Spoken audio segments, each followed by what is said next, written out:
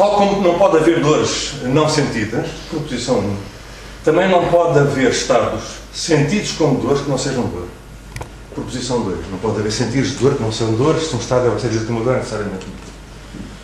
No domínio da consciência não há lugar para um hiato entre aparência e realidade. Tudo aquilo que parece é proposição 2 e tudo aquilo que é parece proposição 1. Está bem? Se algo que eu experiencio me parece ser uma dor, então é de facto uma dor. Conversamente, se eu não tenho dores, então o sentir da dor está ausente. Nada daquilo que ocorre em mim é sentido como dor por mim. Assim, se eu não tenho dores numa certa ocasião, tem que me parecer, interpretação epistémica do 2, tem que me parecer a mim que eu não tenho dores nessa ocasião. Certo? E basicamente isto é a luminizade B. A luminizade B o que é que diz? Que se a condição não o tem, se eu não tenho dores numa certa ocasião, então, em princípio, estou preparado para saber que não tenho dores nessa ocasião. E, portanto, a proposição 2, lida epistemicamente, eu estou a ler tudo epistemicamente, isso é que sanciona as inferências de um estado é sentido por uma pessoa como dor, parece à pessoa que tem uma dor, certo? Para a aparência profissional. Pronto, há aqui citações de que eu vou passar isto. Talvez a segunda seja bem elucidativa. Num caso de fenómenos mentais, ele está a falar em estados mentais conscientes, de género, dores, orgasmos, depressões, etc. Não há uma aparência para além do fenómeno mental ele próprio. A aparência e a realidade confundem-se. E basicamente, se puserem em conjunto estas proposições 1 e 2, tem uma conflação da aparência e realidade no caso. Isto não se aplica a crenças. Aplica-se a estados mentais fenoménicos. Não se aplica a estados mentais mais de ordem superior. Pronto. Agora, qual é o ponto seguinte do argumento? É mostrar que a luminizade não pega. Eu vou só fazer isso com a luminizade A e vou adaptar os contra-exemplos do Williamson à luminosidade. Qual é o contrário da luminosidade? Da consciência fenoménica? É a escuridão. É a escuridão. A ideia aqui é que a consciência fenoménica pode ser obscura, completamente opaca, epistemicamente ao próprio sujeito da consciência fenoménica. E, portanto, eu estou convencido que os argumentos de Williamson são convincentes, de maneira que se nós assumirmos a antiluminosidade, ou seja, a escuridão ou as trevas da consciência fenoménica, teríamos boas razões para rejeitar os aparentemente, trivialmente verdadeiras proposições 1 e 2. Eu vou raciocinar como um só, mas é mesmo por analogia, faz-se para 2.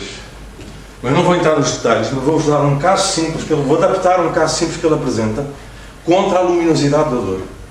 Certo? Vou adaptar com a leitura epistémica já em mente.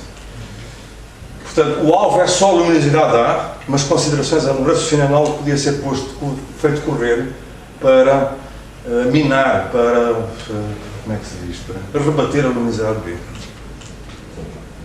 Primeira coisa a notar, estes estados são estados graduais.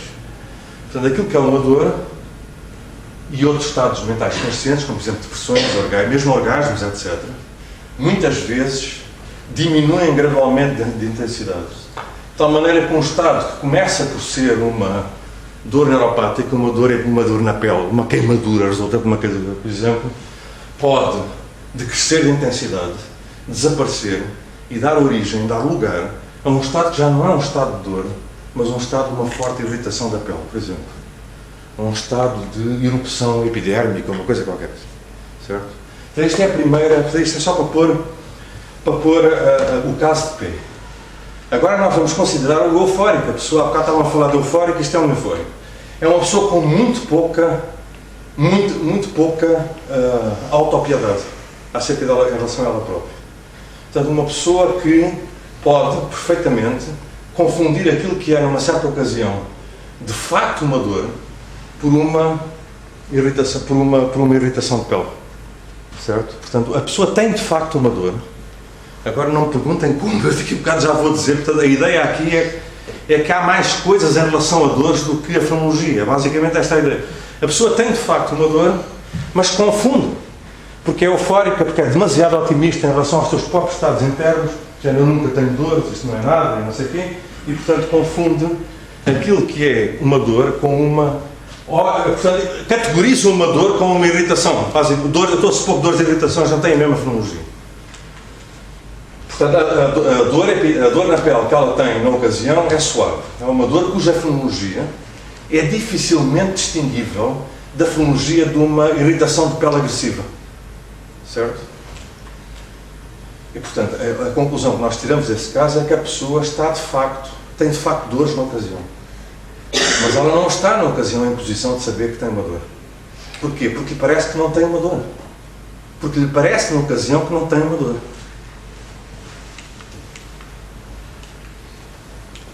Espera aí, já que saltei aqui qualquer coisa. Para nós podíamos dizer que o sujeito, a dor que de facto o sujeito tem, não é sentida como dor, não é sentida como dor do ponto de vista epistémico. Não é do ponto de vista da leitura trivial. Do ponto de vista epistémico, não é sentida como dor. De outra maneira, pareceria ao sujeito que ele tem uma dor nessa ocasião, o que não é claramente o caso. Portanto, parece-lhe que ele não tem uma dor. É basicamente este o cenário todo. Talvez com base em crenças background associadas à sua pouca autopiedade, o sujeito processa erradamente a fonologia. Confunde a fonologia da dor com a fonologia da irritação. Elas estamos a supor que são demasiado próximas uma da outra epistemicamente, portanto, da maneira como a mente vê as duas coisas. O eufórico ou o otimista, ou sei lá o quê, a pessoa que não tem nenhuma autocomiseração, olha para este estado, categoriza o estado, do ponto de vista fonológico, como um estado de irritação e não como um estado de dor, mas o estado é de facto um estado de dor. Portanto, a sua dor não é sentida como dor, não é associada à fonologia da dor, mas é sentida como irritação, é associada à fonologia epistemicamente semelhante, mas diferente da irritação. Certo? Assim, supondo que a pessoa está dotada dos conceitos apropriados e reflete sobre a sua experiência, essa pessoa categoriza erradamente o seu estado, não como um estado de dor, mas como um estado de irritação. Está-se a supor que estas pessoas têm os conceitos fenoménicos relevantes, como a maioria de nós temos. Não é nada especial. Portanto, esta percepção precedente assume que há algo mais em relação à dor do que a sua fonologia, mas isso faz parte da dialética.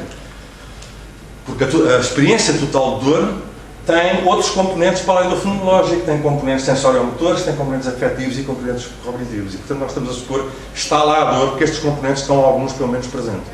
São indicadores suficientes de dor. Mas isto é como deve ser, porque o resultado da nossa discussão é que o ponto de vista oposto, que dores são necessariamente sentidas como dores e que tudo o que é sentido como dor é uma dor, é o ponto de vista que tudo o que há acerca da experiência de dor é exaustivamente dado na sua fonologia. Isso é que está a recusar isso. Portanto, note-se que é só o alvo deste argumento antiluminoso, estes casos de escuridão, são só a leitura epistémica. Não é a leitura trivial. Eu já vou à leitura trivial daqui a pouco. A sensação ela própria, o sentir da dor, está presente. Mas é processado. A informação é processada da maneira errada. A pessoa tem uma crença errada acerca da fonologia. Portanto, está lá a dor, está lá a fonologia da dor, e, portanto, esta proposição lida trivialmente é satisfeita. Sempre que há dor, há a fonologia da dor está lá. Só que o sujeito categoriza erradamente a fonologia. Confunde a fonologia da dor com a fonologia de um estado fonologicamente muito parecido do ponto de vista epistémico das aparências com a dor. Portanto, a sensação, o sentido da dor está de facto presente, mas é confundido com um sentir muito semelhante e assim é erroneamente categorizado. Pronto, eu vou terminar mostrando, agora vou ir para o outro lado, e aqui vou ser rápido e vou-vos dirigir para a literatura, onde há evidência empírica suficiente para mostrar que esta leitura trivial, onde a categorização está ausente, onde isto se lê assim, se há uma dor, então há um sentido de dor, sem que necessariamente se categorize a dor como dor, nem o sentido de dor de acordo com a fonologia, etc. Está bem? Mesmo esta leitura trivial, a evidência empírica conta. E esta evidência empírica é dada em casos de dor sem sensação de dor. Quando eles usam o termo sensação de dor, estão a pensar na fonologia. No sentido da dor, perguntam o que é que sente a pessoa que diz dor. está a sentir alguma coisa dura. Portanto, isto para eles é evidente, é suficiente, embora a pessoa se possa enganar, é evidente para concluírem que está presente a sensação. Portanto, são casos de dor sem sensação de dor, o que milita contra a proposição 1, trivialmente interpretado. E os outros casos são casos de sensação de dor sem dor. São casos conhecidos, chamam-se a simbolia da dor, a simetria. Isto são fenómenos de dissociação, em que a dor é dissociada. Em alguns destes pacientes têm lesões no córtex, neste primeiro caso. Mas no segundo caso não. Os casos da simbolia são casos normais. Certo?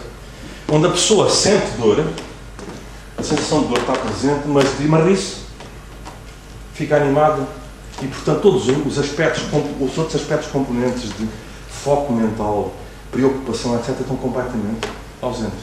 E, portanto, isso é o suficiente para não haver dor, mas haver a sensação que a pessoa diz dela própria que está a sentir dor e ri-se. Casos deste tipo. E, portanto, isto é o que vem a seguir, basicamente. Isto podem ler este livro do Greg, 2007, na página 107 a 111. Reporta imensos casos empíricos atuais, não são casos hipotéticos. O caso do Williamson também não é hipotético, não há aqui nenhuma experiência de pensamento. Aquilo que foi relatado, aquele argumento antiluminoso, aquilo pode acontecer a uma pessoa pode enganar-se sobre a fonologia, francamente. Estes casos são casos atuais, empíricos, de dissociação da dor em relação à fonologia da dor primeiro. O livro do Greg chama-se Feeling Pain and Being in Pain. E, portanto, mostra que são coisas distintas. Sentir a dor e ter dor. Ou estar com dor. Estes são casos em que sujeitos com lesões seletivas em certas áreas do córtex têm dores. O que eles chamam pain affect. A afecção de dor está presente, mas não sentem dores. A sensação de dor está ausente. Casos de painfulness, doloridade, não sei o que é isto. Sem dor, não interessa. Os outros casos são casos atuais de evidência da dissociação conversa. A fonologia da dor dissociada da dor. São casos de assimbolia, como está ali. São casos em que as pessoas sentem dor, se quiserem. A sensação está presente, mas não têm dores. Não estão com dores. A afecção de dor está ausente. São casos de dor sem dolorosidade ou painfulness, o caráter doloroso de uma experiência. Isto é tudo. Portanto, aquilo que eu mostrei é muito simples. Mostrei que há uma interpretação, pode haver outra. Mas há uma interpretação destas duas proposições. Há duas interpretações distintas, uma epistémica e uma trivial. Ambas são extremamente problemáticas. E a importância disto é que estas proposições, no sentido epistémico, são usadas por Chalmers e Kripke no seu argumento modal, nos seus argumentos modais antifisicalistas. Portanto, quem seja fisicalista tipo, como eu estou inclinado a ser, não vai aceitar os argumentos modais. Indiretamente. Nem sequer é preciso rejeitar. A outra maneira de disputar os argumentos modais é disputar aquelas intuições dos zombies, cartesianas, não é? Que há criaturas que são fisicamente e comportamentalmente indiscerníveis de nós, mas não sentem nada. Portanto, isto é uma premissa do argumento, mas aqui não está tratada essa premissa. Isso é dado de barato tudo. É dado de barato também que dores e outros estados mentais conscientes têm uma fonologia distintiva, sem problema, à qual é associado. O que se mostra é que eles estão a supor a leitura epistémica, ambos, sobretudo os Chalmers, não tenho dúvida. Está a olhar para isto como necessidades, como verdades conceptuais, por razões de estratégia argumentativa, mas nesse sentido há uma colisão com a luminosidade, de maneira que venha ao diabo a escolha. Eu prefiro este diabo aqui. Prefiro as trevas à luz. Prefiro as trevas da consciência fenoménica à luz da luminosidade. E, portanto, vou mais para rejeitar estas coisas 1 e 2 lidas como no sentido epistémico. Aqui, isto também é evidência empírica forte quanto à leitura trivial, sem categorização. E é tudo. Obrigado.